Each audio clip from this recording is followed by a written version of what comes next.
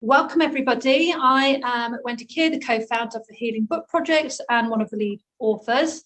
My chapter in the book, Rebirth, The Phoenix Rising, is focused on the truth of dyslexia discrimination, and it's my life story condensed down into a chapter. So it's likely that you know either a colleague, maybe a client, a friend, maybe you even have a family member who is dyslexic. So it's really important for me to be able to share this message with as many people as possible and as many people who are willing to listen. So I'm very honoured that you have joined me today. So I want to talk about the connection between dyslexia discrimination and trauma, because it is something that isn't really spoken about. Hang on a minute. I need to put my timer on because I've told everybody we've only got 20 minutes each. So timer, note to self. So believe it or not, there is a connection between dyslexia discrimination and trauma. Trauma is caused by, trauma isn't just caused by something bad happening to people. Maybe they've witnessed something, maybe they're experiencing secondary trauma. Trauma can also happen if you are treated consistently bad by other people, how they present their language to you, towards you, and how they take action in your presence. Racism is absolutely a perfect example of this. People's negative words and actions mean that individuals over time will change their behavior so they can avoid the emotional pain and the distress. They will go to great lengths to avoid people, avoid situations, and avoid places. I've also known a few people that have suffered post-traumatic stress disorder as a consequence of experiencing racism.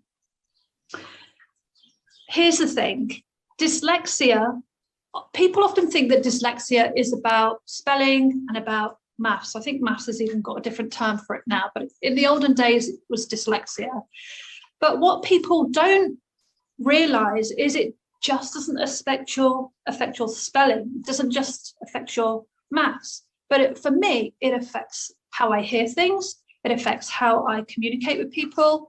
And it also affects my sight as well. So it's not just about spelling. Let me just take a second to introduce myself, because I'm pretty sure we will never met before. So if you don't know me, I'm Wendy Kier. I am a trauma recovery advocate, creator of the trauma recovery method, motivational speaker, and business mentor.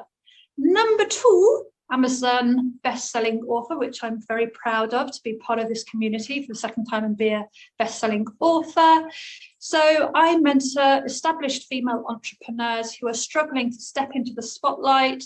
They've lost their spark, their voice, their confidence, and their motivation.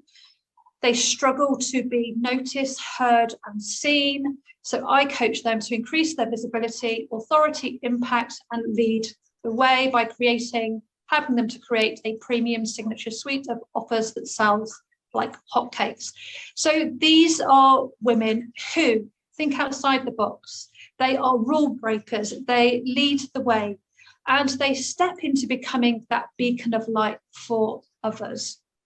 Now, I don't want to give too much away in this talk, because obviously I want you to buy the book, because they are incredible stories and I can go into much more detail about my story.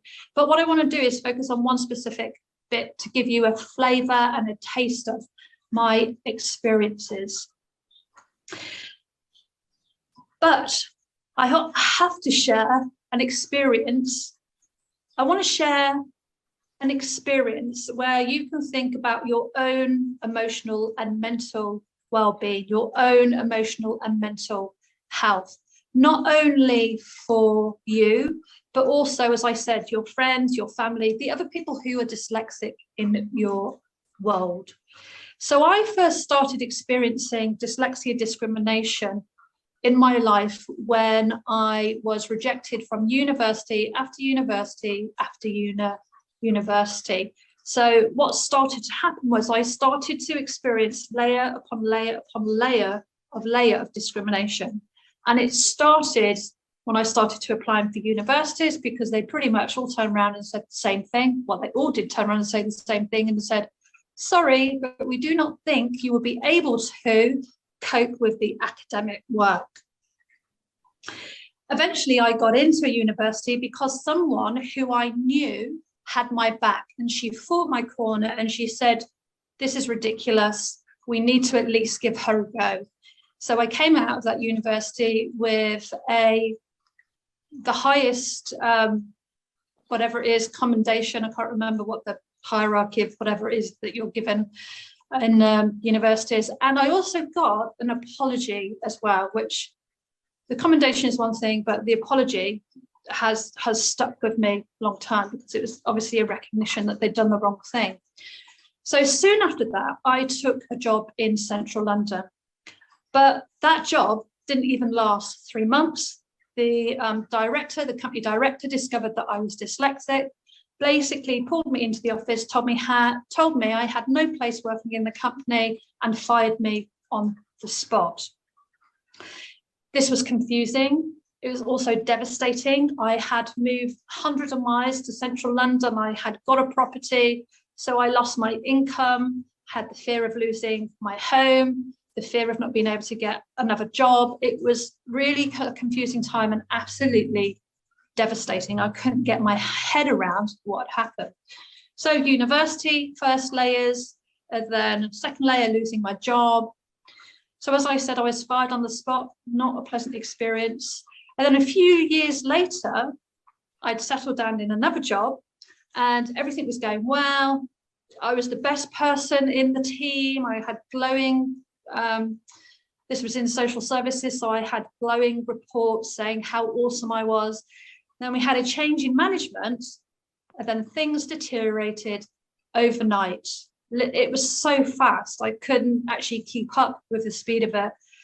But my new manager he just didn't like me. It's as simple as that. So what he used to do was he used to pull me into the office and he would say things like, don't you feel stupid because you can't spell?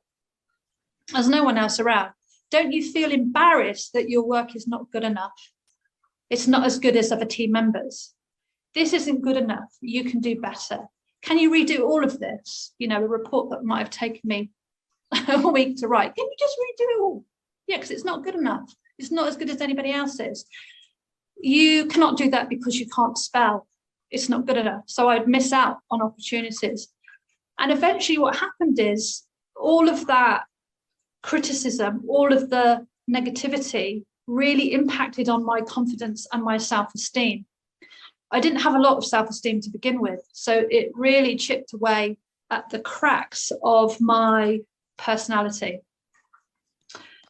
So what happened was, as I started to slip into this place of unconscious fear, I didn't actually know it was going on at the time because I was still trying to deal with what he was throwing at me all the time. But what was running on in my mind in the background was the fear of becoming potentially homeless, the fear of having no money, the fear of being alone, the fear of being disposable yet again. This led to, over time, a higher level of stress, then moved into extreme anxiety, then a depressive episode. So I actually took quite a lot of time off sick. You can read more about it in the book as to what I actually did do. So emotionally, I just could not cope. I couldn't think straight. I felt numb. I felt absolutely paralyzed. What would normally take me 1 minute to do would take me 3 hours to do. And then I'd look at it and go, I wouldn't know whether it was right or wrong, what I had done. So I became completely paralyzed by fear. So when I took that time off, the depression was so intense, I couldn't get off the sofa. I literally looked out the window and looked at a tree, and it was as if everything around me was dying. You know, when you see the tree, when you see the leaves fall to the ground, that's how depressed I was. I just felt that everything around me was just dying. That's how I felt. I had days where I just didn't want to live. It was just the emotional intensity of it was so heavy. It was so heavy. I just wanted to die. So the day I started to recover and heal was the day I made the decision to never work for an organization again. Now, there is another event that took place in another organization before I finally made the decision to say, enough is enough. I don't want to work for an organization again. And that episode is in the book, which you can go and take a look at. But that experience was so horrific that I actually had to get therapy to deal with what had happened in that work environment. But that's really when I made the decision to say, I can't do this anymore. I cannot put myself in this situation ever again, is when I started to recover and heal. So the link between dyslexia, discrimination, and trauma, this was a sure sign for me, and especially after understanding more about trauma and my role within that and how it affects the mind and how it affects the body. This is a really great example of trauma, those events leaving such an imprint on my personality and identity. It left a warning sign for me to never put myself in a situation like that again. And to me, that is the essence of trauma. For me, it is when something has happened that has left an imprint on you to such a degree that you then avoid situations, places, conversations, people. So I had a warning sign that was never to put myself in that situation again. I held the memory of the emotional pain so deeply that I basically ended up changing my life to make sure it didn't happen again. The truth is that I don't see dyslexia as being a problem, but other people do. The truth is that I allowed the need of other people for me to be able to spell 100% perfectly to interfere in my personal recovery. So their need to be 100% perfection and then to project that onto me was actually, I allowed that to happen. So the link between dyslexia, discrimination and trauma is even clearer to me now. It is absolutely crystal clear to me now, especially when I think about racism and how that plays out and how it causes post-traumatic stress. I realized that because I had not processed the trauma of losing my job, the very first job where he pulled me into the office and he said, be on your way, you're not good enough. You don't have a place here. That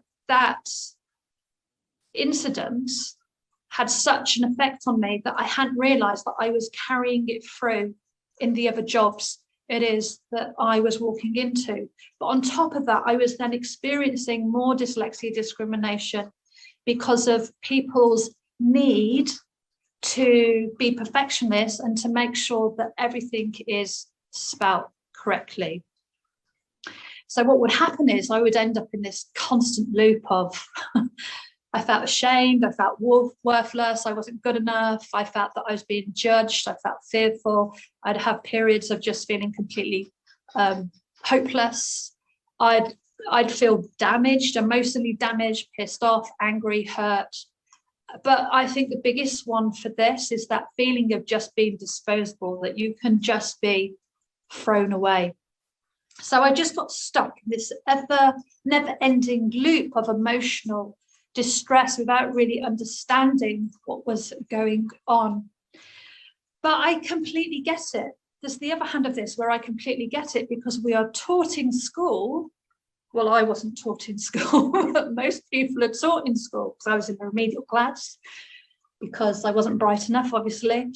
And people are taught in school, you know, to become the best of the class, you've got to have perfect spelling. You know, you've got to have perfect grammar. You've got to have perfect spelling. You've all got to fit in. You've all got to conform. You've all got to do things this particular way. So I understand that people feel the need to correct people. But then there's a lot of flip sides. On the flip side of that, there is a real intolerance of people who just refuse to understand that I cannot make my spelling and grammar 100% correct. Even for this book that we have written, we've had it checked, I've checked it, other people have checked it, and there will still be mistakes, for sure. So I can never 100% be on point. And the sad thing is, for me, I guess, is that, well, actually, it's not sad anymore, but this is how it used to play out for me. No matter how many times I say it's not possible, people just don't want to believe it. They go into complete denial, they dig their heels in the ground, and they become argumentative. They tell me to use Grammarly, a spell checker, speak to type software, list goes on actually, have everything proofread. Can you imagine how costly it would be to have everything proofread? The cost to have the book spell checked is a significant amount of money. I produce that amount of content probably every month. The business just couldn't afford it. So the reality is that Grammarly and spell checkers do not catch everything. So I can't be 100%. Both make mistakes all the time. And the same with when you're speaking, when you're dictating, there are still mistakes. And I cannot for the life of me see them, because my brain and your brain will do what it does naturally, is it will fill in the gaps of what's been written. So you might just skim read it and fill in the gaps. So my brain does that. It does it a lot. So it gets the meaning of a paragraph or a sentence rather than actually the spellings of a paragraph or a sentence. So as I said, the cost of having someone to spell check my work all the time would just be too expensive to start with, but also it would be a logistical nightmare and it just wouldn't be possible. So if I'm honest, I struggle sometimes to really understand why people have such unrealistic expectations of those who are dyslexic or any other learning disability for that matter. I often think to myself, if I had one leg, would people expect me to run in the Olympics with able-bodied people, knowing that I would lose? Now, I know if I said that to someone, they would say, don't be ridiculous. Of course not. But that is people's expectations of me in terms of being able to spell properly. And that it happens a lot. So I've often, what ends up happening is in the past, I've often doubted myself for thinking this way. And then I try to fit in with other people's expectations, which I can never do. It's just not possible. So again, in the past, I would get stuck in that trauma loop, that vortex. I'd go down and down because of the traumatic experiences I experienced in the past. So the exercise I want to share with you in the book, because there is a way through this, there's always a way through things. The trick is to identify actually what is playing out in your world, what is getting in your way, and how can you help yourself to navigate the complexity of the relationships you have in your life. So the exercise I want to share with you in REBIRTH, in our book, I've personally created it. I've taken it out of my trauma recovery method, which is a step-by-step process, help you to recover and heal from trauma and deep emotional scars. And it focuses in on releasing emotional energy, toxicity, I can't say the words, in the mind and the body, which is trapped and creates emotional blocks. So basically, when I talk about emotional blocks, I'm thinking that it's hard for you to see what's going on around you. So what needs to happen is that you need a change in perspective. So there are 8 steps in that process. And it is absolutely life-changing. I'm just going to quickly read through the steps. You can get the exercise in the book. I'll put the link below so you can access it. Step 1, creating safety. Step 2, what you need to have a look at. Step 3, how you truly feel. Step 4, what's keeping you stuck. Step 5, acknowledging the fear or acknowledging the feeling of the pain. Step 6 is a trauma releasing statement. Step 7 is about letting go. And step 8 is about taking inspired action. So this exercise will help you to healthily reframe the situation it is that you find yourself in. Because when you're working with trauma, it can be very complicated. It can be painful. You can move into a lot of resistance. But if you start going through things step by step, and you start just becoming more conscious about what's happening in your mind, within the situation, with people, you can then start to actually change the situation it is that you find yourself in. So as I said, there's a lot more information in the book, and there are some other incredible stories and exercises that will really help you to understand your relationship with some of the complex situations it is that you find yourself in, to do some of the exercises and to change your perspective and create a happier and healthier life for yourself. So as I said, I'll put the link below where you can access the book, and you can pick it up on Amazon, have a read, connect with the different authors, connect with all of us, and let us know how you got on.